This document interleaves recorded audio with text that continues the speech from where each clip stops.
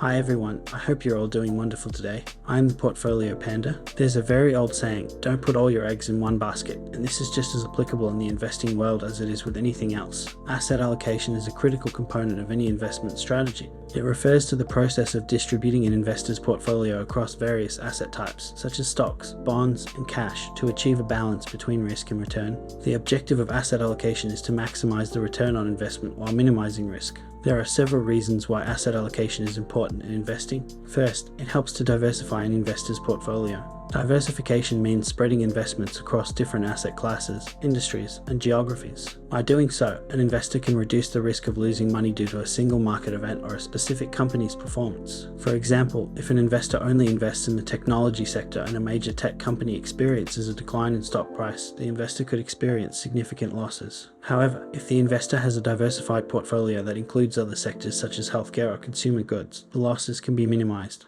I'll touch a little bit on risk management here as well because it ties in with asset allocation. There are investment options geared towards growth and there are options geared towards wealth conservation. Growth options typically include stocks. Conservative options typically include bonds and cash, but it really is spread out and is a spectrum of choices and risk. You can find a stock in a company that is considered to be lower risk, and you can also find a very risky bond. It's all about risk versus reward. Your appetite for risk plays an important role when it comes to asset allocation. Someone with a high appetite for risk may have a portfolio of 80% shares and 20% fixed interest in cash. This is something to consider when you are looking at an investment fund.